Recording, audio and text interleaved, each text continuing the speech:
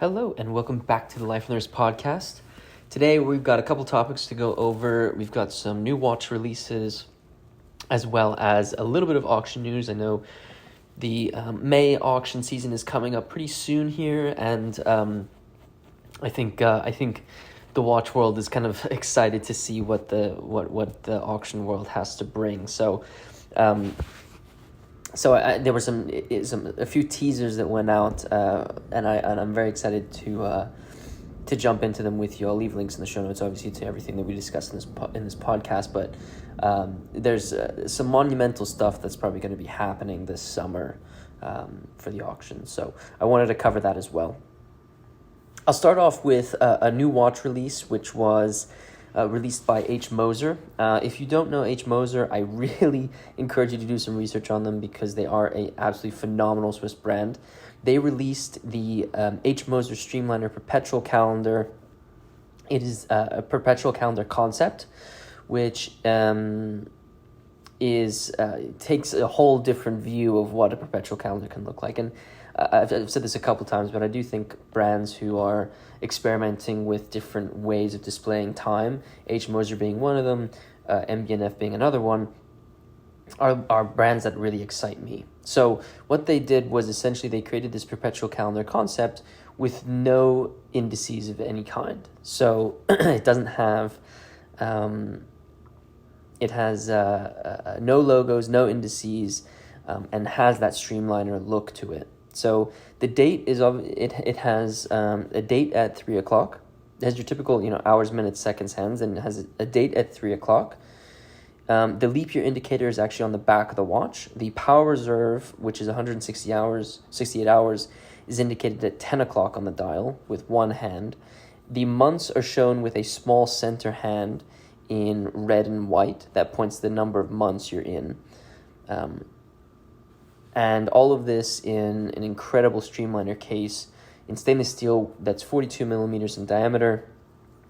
It's only available for the next 12 months, which is quite interesting. And it has a really incredible smoked salmon dial that is obviously in high demand. I remember when the Streamliner came out, and I actually remember discussing how I thought it was one of the coolest watches to come out at that time. And I think what Moser has obviously done is created a lot of fans around this watch, the case design, and the sort of the general aesthetics of this piece, as well as the bracelet. And I think they've really had the opportunity to sort of grow what the Streamliner can be for many of these, for many collectors. And I think this is a great example of exactly that, a perpetual calendar that isn't your traditional way of describing a perpetual calendar. Please check out the article in the show notes because taking a look at how this piece looks is so incredible. It also is such a unique way of understanding time, which it pushes the boundaries, which is something I really like. Next up, is a new edition of the Legacy Machine Perpetual Evo. They announced this last week. If you don't know, the Ellen Perpetual is the brainchild of Stephen McDonnell from Belfast. Stephen essentially reinvented the well-known perpetual calendar complication, getting rid of its inherent flaws and offering a much more reliable and user-friendly solution. And what was really cool is his remarkable innovations were actually recognized by the GPHG, which awarded the watch the Best Calendar Watch prize in 2016. The watch was released obviously in the classic version of the Ellen Perpetuals and then was released in the Evo editions in 2020. The Evo versions of this watch were conceived to follow the collectors with their sort of busy and diverse lifestyles with a flex ring shock absorber, 80 meters of water resistance, a screw-down crown, rubber strap, Super Luminova, and more high resistance materials were used. And there were three launch editions in zirconium with dial plates in orange, dark blue, and black. And then they introduced a grade 5 titanium case with a green dial plate in 22-1. This time they've come out, during this release, they ended up retiring that titanium and green combination for this watch and replaced it with a titanium and light blue dial plate. This is just a dial difference, but I do know that, blue dials are obviously something that are extremely loved by collectors. This light blue is almost like an icy blue color, and I think it looks really, really great on the watch.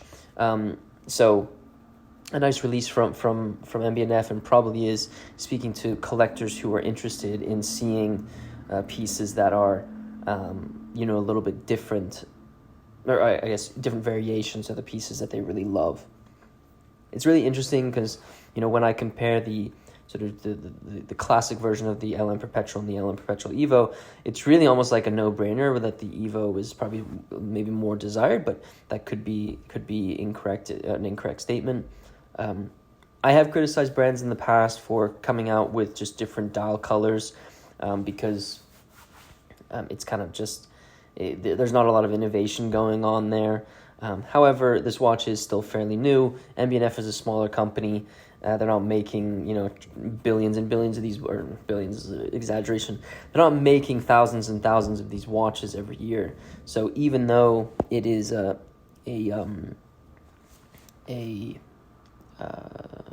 new color that they're coming out with, the amount that they're going to produce of these is going to be very, very small compared to other brands. So I like the direction, but maybe something else is going to come out. And I think I remember actually on an interview with Max, I think I heard him say that something is going to be released in April, or maybe it was on the matte editions in April. Nevertheless, I'm sure that there's something going to come out of my favorite watch brand, MB&F. So I guess we will just stay tuned for that to happen. One of the things I do find very interesting, though, is this retiring of a case dial combination. Now, I heard an interview that Max gave where he discussed the LM101 and how it was discontinued, and he said that it was actually one of the, I don't think he described it as the worst, but it was a bad decision for the brand because there was still so much demand for the 101s. I'm curious to know if something's going to happen with this titanium green combination, being that it's retired now, if that's going to be the right decision, or perhaps just something that will make those specific models increase in value. We'll have to see, but always fun to see another release. All right, so as I mentioned at the beginning of the podcast, I wanted to talk a little bit about the auction world because there is some interesting news that came out. I saw it first on Instagram, but if you don't know, Monaco Legend Auctions is an auction house that's based in Monaco, and it has some of the most world-renowned pieces being sold there. Last year, they sold some incredible pieces. I covered it pretty heavily on the podcast, as well as on our Instagram. And so they host these auctions, and most of the time they have exceptionally high quality pieces that are extraordinarily rare for the most part, but they also range in different price ranges, which I think is really great because they're basically saying there's ability to collect incredible pieces at different prices, and you don't have to spend a fortune. Anyway, they do sell some of the most exceptionally rare pieces in the world. And I think the way that they have influenced the watch auction community has been extremely positive. And they announced one of the pieces that is going to be part of their exclusive timepieces watch auction taking place on the 20th and 21st of April in Monaco. And that is a reference 4113 split-second chronograph. Now, this is not any 4113, so let me just maybe I should back up really quickly. The 4113 is an exceptionally rare reference from Rolex. It's known that there are only 12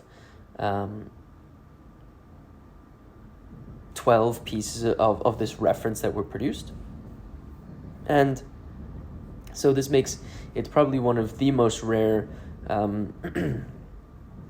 One of the most rare chronographs that Rolex has on the market, up there with sort of one Daytonas that have been produced. But what makes this even more exciting is that this isn't any 4113. This is the reference 4113 that is I guess was owned by none other than John Goldberger or Ara Montanari, who is an incredible influence on the watch community. So he obviously has one of the most well-known Talking Watches episodes, where he really, I think, struck a chord with many collectors on the pieces that he collected. And he showcased this incredible 4113 during his first Talking Watches episode. What's really infamous about that episode is he actually ended up, they were at this, during that episode, him and Ben Clymer were at this cafe, and he ended up taking this knife, popping the case back off of this reference 4113 and showing the movement in this video, which is such an incredible thing to do. Just, take a charcuterie knife and popping off the case back of one of the most rare watches in the entire world. So this watch is going to be coming up for auction at this exclusive timepieces auction. What's really interesting is last year he actually auctioned off, I think, a reference 570, I think it was a 570 from his collection. That was also very, very rare, and I think it fetched a really great amount. I think it was a 570. I might be incorrect there, but regardless, it seems like some of his pieces that are coming up for auction now, that are to many a very sort of it's a staple of the John Goldberger collection. But so hey, I think your tastes change. Maybe there's times where you want to go and experience other watches, and I don't see any reason why this is a bad thing. But I guess it shows the evolution of collections and collecting, and even those who are who we hold in such high regard, like John Goldberger, have that happen.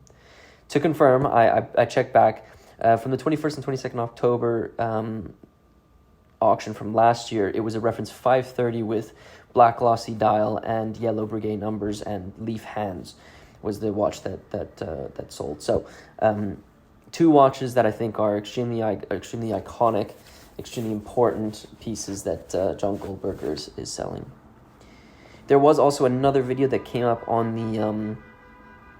the Monaco Legend Group Instagram feed that showed this really incredible Rolex reference 8171 that's also going to be sold during that auction, which is an extremely classic looking Padalone that they describe as being one of the best that they've ever seen. So if those two watches are indications of what's to come during that auction, I think we should all wait with bated breath to see what they come out with the full catalog.